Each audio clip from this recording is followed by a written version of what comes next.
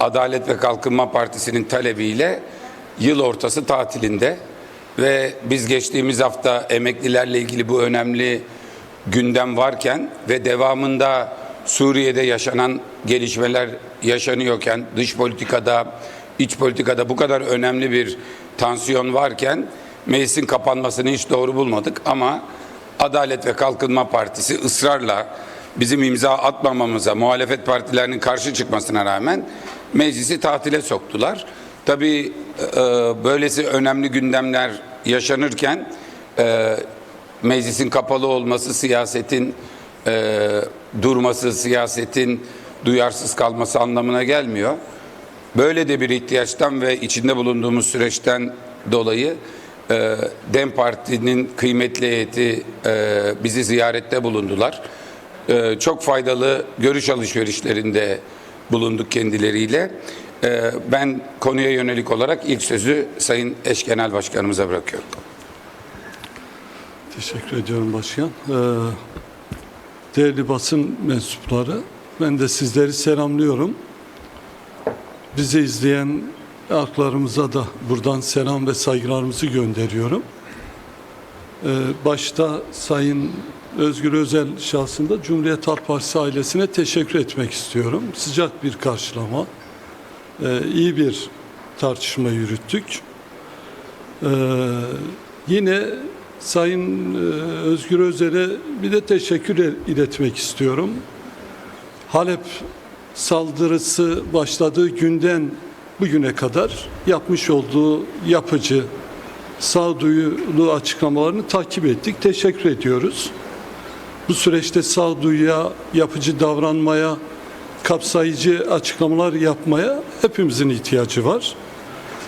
Evet, Suriye'yi konuştuk, bölgeyi konuştuk, Kuzeydoğu Suriye'deki gelişmeleri konuştuk.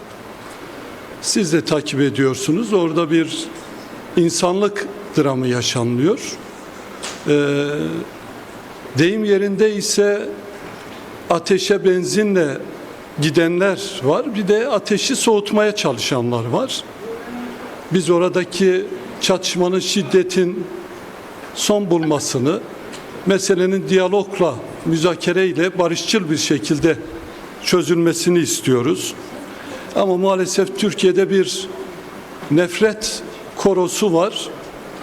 Sabah akşam neredeyse Kürt karşıtı propaganda yapıyorlar. Suriye'de sanki demokratik bir rejim zemin var da Kürtler oyun bozanlık yapıyormuş gibi bu koro 7-24 saat Kürt karşıtı bir algı oluşturmaya çalışıyor.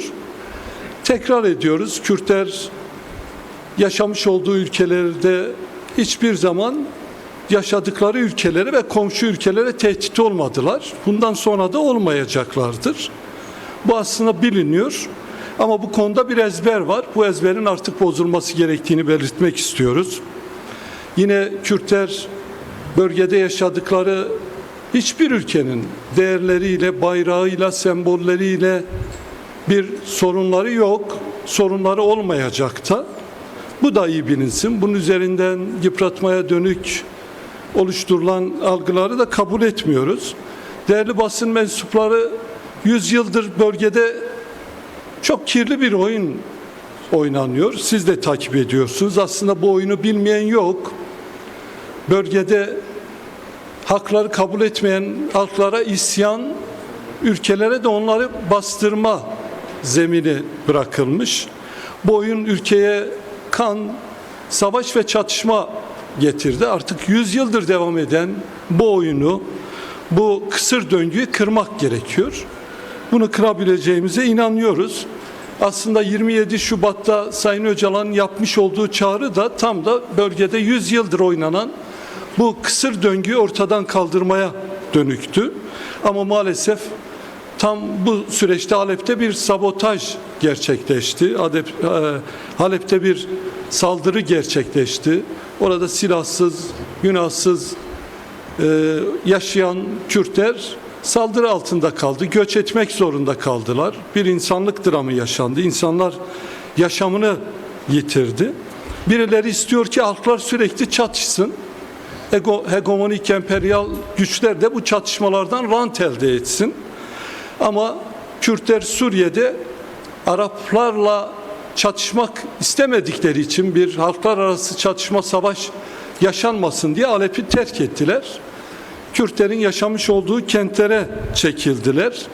Bu oyunu görmek gerekiyor. Büyük bir oyun var, tehlikeli bir oyun var. Biz DEM Parti olarak bu oyunun farkındayız. Umarım ülkemizi yöneten iktidar da halkları karşı karşıya getiren, hegemonik emperyal güçlerin çıkarına oluşturulan bu zemini görür. Bu oyunların olmaması için de üzerine düşen görev ve sorumlulukları yerine getirir. Suriye bizim için önemli, ülkemizi de yakinen ilgilendiriyor. Suriye'deki rejimin karakteri de çok önemlidir. Suriye'de rejim Selefi mi olacak, kadın düşmanı, Kürt düşmanı, Dürzü, Alevi düşmanı mı olacak, yoksa demokratik mi olacak? Türkiye'yi de yakinen ilgilendiriyor. Biz DEM Parti olarak Suriye'de Selefi bir zemin ve mantık yerine demokratik, Arapları, Kürtleri, Alevileri, Dürzileri, kadınları kapsayan demokratik bir zemin oluşmasının mücadelesini yürütüyoruz. Ama Suriye'de bugün sahada ciddi bir insani kriz var. Özellikle Kürtlerin yaşamış olduğu kentler abluka altında. En başta da Kobani'de ciddi bir abluka var. Elektrikler yok, sular akmıyor, çocuklar soğuktan yaşamını yitiriyor. Neredeyse ateşkes olmasına rağmen her gün ciddi çatışmalar var. Kürtler kendi kentlerinde yaşamasına rağmen bir türlü rahat bırakmıyorlar. Bunun için öncelikle Kobani başta olmak üzere Suriye'de Kürtlerin yaşamış olduğu yerlerde acil insani koridorların açılması gerekiyor. Türkiye, Mürşit Pınar ve Nusaybin sınır kapılarını açabilir.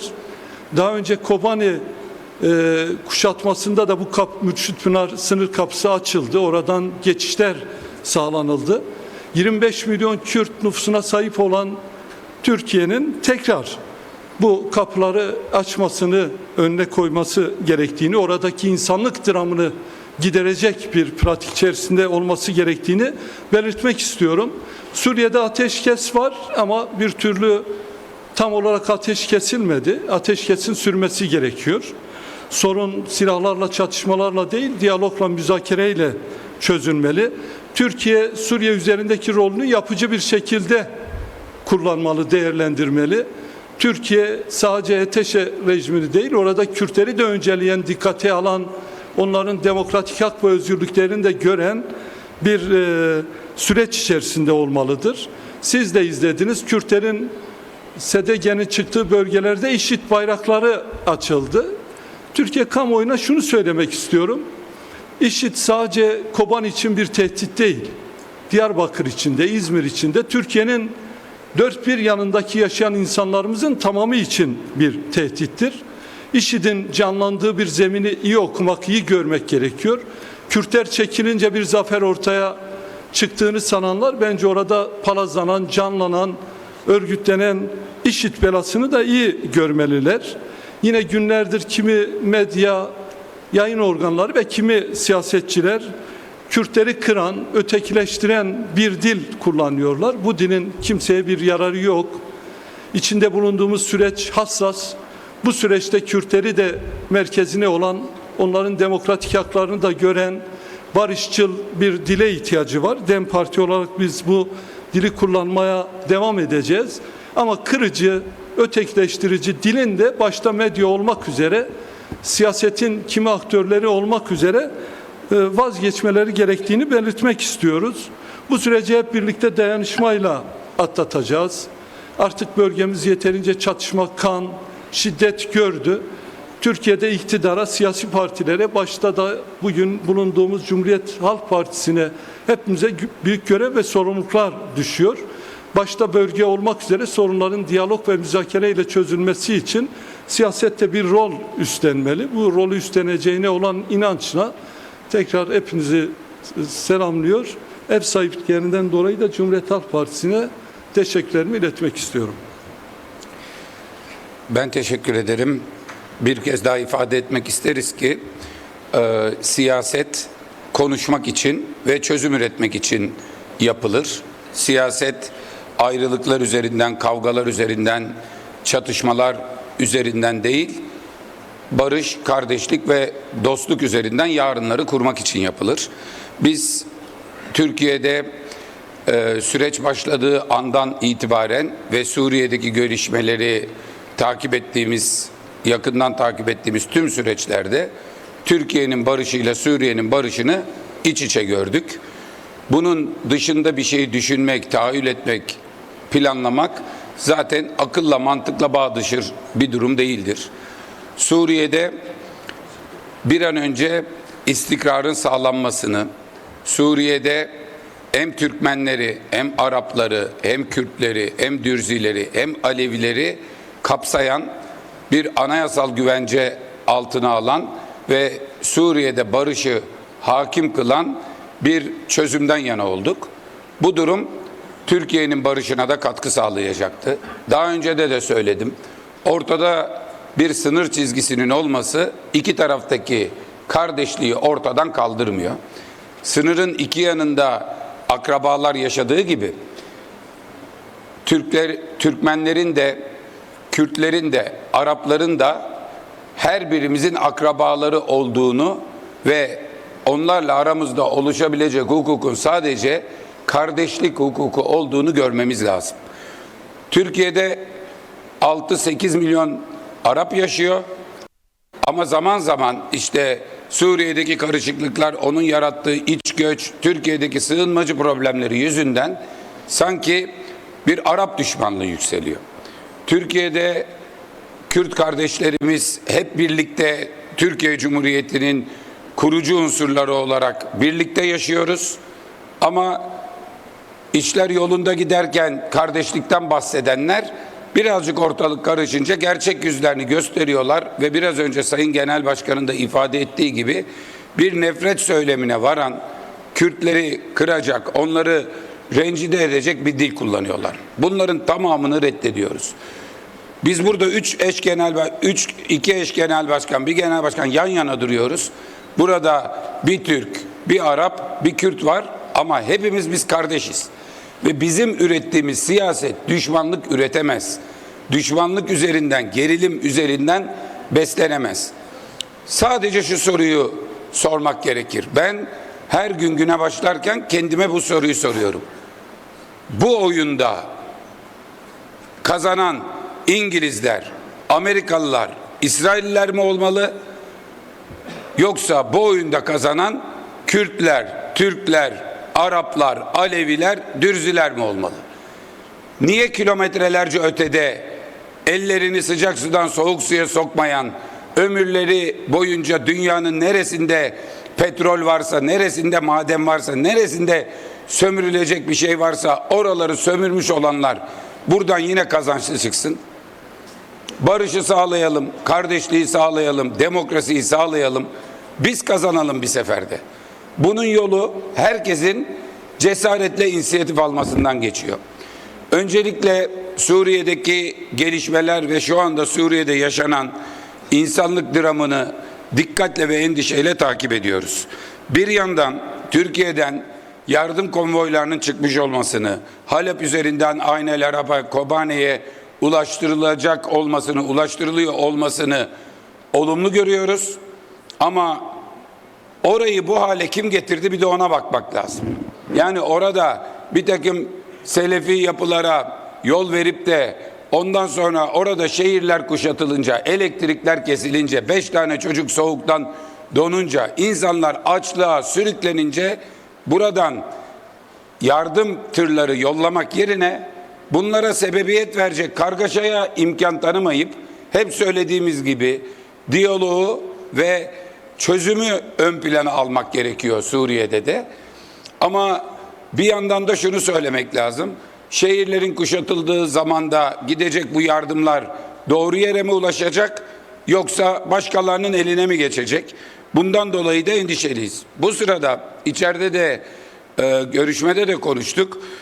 Bu yardımların Öncü Pınar'dan Halep'e, Halep'ten Ayn el Arab'a, Kobane'ye ulaştırılmasının dışında çok daha pratik, lojistik olarak da aklın gereği olan çok daha garanti bir yol var. Mürşitpınar sınır kapımız var. Mürşitpınar sınır kapısı açıldığında zaten yardımlar ulaşması gerektiği yere ulaşıyor. Bir kuşatmayı geçmek zorunda kalmaksızın. Mürşitpınar sınır kapısının insani yardımlarla sınırlı olmak üzere açılması ve tüm yardımların buradan ulaştırılmasını önemli görüyoruz. Diyarbakır Kent Konseyi'nin, Sanayi Ticaret Odası'nın, akademik odaların oluşturduğu Kent Konseyi'nin girişimlerini dikkatle takip ediyoruz. Orayla da diyalog halindeyiz. Cumhuriyet Halk Partili belediyelerimiz yardım ulaştırmak istiyorlar. Bu konuyla ilgili bir koordinasyonun sağlanması noktasında hem Sosyal Demokrat Belediyeler Eşgüdüm Konseyimizi, SODEMBEK'i, hem de Türkiye Belediyeler Birliği'nin değerli başkanı, Mersin Büyükşehir Belediye Başkanımızı Vahap Seçer'i konuyla ilgili bugün içinde arayacağım. Bunların koordine edilmesi lazım. Bir yandan da yeni bir felaketin, yeni kötü haberlerin gelmemesi için ateşkesin mümkün olduğu kadar tam olarak uyulmasını, sonuç alınana kadar uzatılmasını, ateşkeste geçen sürenin bir savaşa tahkimat yapmak değil, barış için, diplomasi yapmak için kullanılması gerektiğini ifade ediyoruz Suriye'de. Ayrıca Suriye'nin barışıyla birlikte Türkiye'de de bir süreç yürüyor. Komisyonumuz şu andaki iki değerli üyesi Gülistan Hanım ve Murat Emir Bey, partimiz ve DEM Parti adına komisyonda da görev yapıyorlar. Grup başkan vekillerinden oluşan dar grupta da görev yapıyorlar. Komisyon rapor yazma aşamasındadır.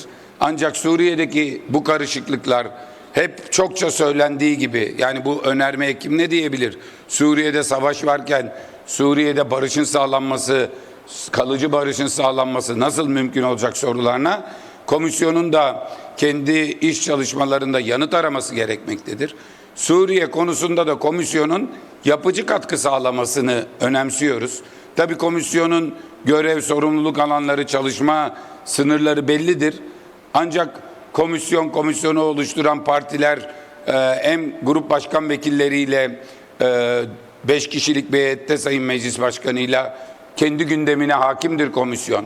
Partilerle iletişim halinde Suriye'de yaşananlarla ilgili de komisyonun gözetici, kollayıcı, barıştan, diplomasiden yana taraf olan ve Suriye'deki bazı kararlar alınırsa ki geçen sene imzalanan protokolün bu sene hayata geçmesini son derece önemsiyorduk.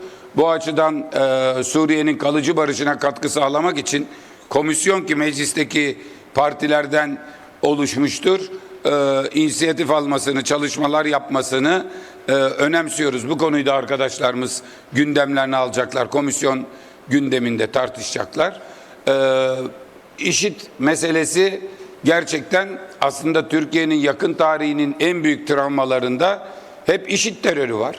Maalesef şunu hatırlayalım. Adalet ve Kalkınma Partisi yeni bir ittifak oluşturmaya niyetlendiği seçimlere giderken doğrudan bağlantılı olmamakla birlikte seçimlere 10 ay kala çok istisnai bir yola başvurup Adalet Bakanlığı kanun yararına bozma ne kadar Hizbullah tutuklusu, hükümlüsü varsa müebbet hapisler almış, 30 yıl hapisler almış, hepsini saldılar. Sonra bir baktık Hüdapar'la bir ittifak kurdular. Anlaşıldı ki Hüdapar'ın talebi o geçmiş dönemlerde operasyonlarla büyük travmalar yaratan Hizbullah hükümlülerinin bir şekilde bırakılması. Onlar yargılanmış, cezalar kesinleşmiş, hapiste duruyorlar. Adalet Bakanlığı bir sabah kalkıyor, kanun yararına bozma talep ediyor. Türk hukuk sisteminin en istisnai başvuru yollarından bir tanesi. Ve her biri çıktı gitti, sonradan bir baktık ki bu müstakbel ittifak ortağının talebiymiş. Şimdi IŞİD'in İstanbul'da Atatürk Havalimanı'nda 40'ın üzerinde günahsızı hedef gözetmeksizin taradığı o saldırılardan hükümlü olanlar vardı. Bir anda kanun yararına bozma, olağan dışı bir takım gelişmeler, hepsi serbest kalmış gitmiş. Sonra bir baktık İdlib, ki orada dünyanın dört bir yanından ne kadar Selefi örgüt, ne kadar cihatçı varsa, yani Türkiye Cumhuriyeti'ni birinci hedef olarak görüyor. Gazi Mustafa Kemal Atatürk'ün kurduğu Türkiye Cumhuriyeti'ni birinci hedef olarak görüyor. Yılbaşını en büyük düşman olarak görüyor. Anıtkabir'i putun yattığı yer olarak gören kişiler İdlib'den bu süreçte çıktılar, yayıldılar. İşte şimdi cezaevleri el değiştirecek, yok firar haberleri, bilmem ne haberleri falan. Ama bir IŞİD tehlikesi sınırımızın orasında. Ve bu IŞİD meselesi hepimizin tüylerini diken diken yapan, geçmişte daha Yalova'da 3 tane polisimizi şehit edenler veya bir yılbaşı gecesi gidip de bir yılbaşının kutlandığı eğlence mekanını kana bulayanların şu anda Suriye'de rejimle birlikte operasyonlar yapmaları, bir takım yerlere bayraklarını çekmeleri falan, bu konuda Türkiye Cumhuriyeti'nin her vatandaşının en üst düzeyde hassasiyeti vardır. Bu meseleye de herkes dikkat etsin. IŞİD öyle herhangi siyasi bir unsur falan değildir. HTŞ'ye kravat giydirmekle, rejimin başına getirmekle dünyanın dört bir tarafından ölmeyi göze almış, daha doğrusu burada ölüp de cennete gideceğini düşünen, hepimizi düşman bilen, demokrasiyi düşman bilen, sandıktan nefret eden, demokrasiyi Allah'a şirk koşmak olarak gören bir takım zihniyetteki kişilerin hareket alanı bulacakları bir rejim, bir düzen değildir. Orada kimseye huzur yoktur. En çok da Türkiye'ye huzur yoktur. Ayrıca o İdlib'in yıllarca Türkiye tarafından da güvenliği sağlanan İdlib'in sentetik uyuşturucu konusunda da ana üretim merkezi olduğunu da hatırlayalım. Bugün Türkiye, efendim bu kadar uyuşturucu nereden geldi? Türkiye nasıl oldu da dünya uyuşturucu hareketinin haplarından, kavşak noktalarından birisi haline geldi meselesine bakarken, Türkiye'nin Suriye sınırının, Afganistan sınırının, Irak sınırının durumlarına bakmak ve kimlerin nerede cirit attığını da iyi görmek gerekir. O yüzden bir kez daha bugünkü ziyaretleri için DEM Parti heyetine, Sayın Eş Genel Başkanlara teşekkür ederken, Suriye'de mutlaka demokrasi, mutlaka diyalog, mutlaka diplomasi, sonunda mutlaka barış, birleşik, bütünleşik, barış içinde bir Suriye, Türkiye'de de Suriye'de de barış ve Türkiye'de Suriye'nin omuz omuza kalkınması artık İngilizlerin, Amerikalıların kazandığı, İsrail'in satranç oyununun ilerlediği bir coğrafya değil, Türklerin, Kürtlerin, Arapların ve Alevilerin birlikte kazandıkları, birlikte güçlendikleri bir coğrafyayı özlüyoruz. Öyle dış politikayı çok iyi bilenler, dama oynar gibi bir ileri, iki geri gidenler, bir ileri, bir sağa, bir sola gidenlerin değil, Türkiye'deki herkesin menfaatini stratejik bir akılla gözeten, bu coğrafyaya barış gelirse Kürdün de Türk'ün de çocuğunun geleceğinin parlak olabileceğini gören, doğru ve uzun vadeli kazanmaya, ülkesine ve ülkesindeki tüm toplumlara birlikte kazandırmaya odaklanmış bir aklın egemen olması gerekmektedir. Hiçbirimizin siyasi geleceği Türkiye'nin ve bölgedeki tüm halkların, Suriye'nin, Orta Doğu'nun geleceğinden, barışından ve kalkınmasından daha değerli değildir diyorum. Bir kez daha Sayın Eş Genel Başkanlarımıza teşekkür ediyorum.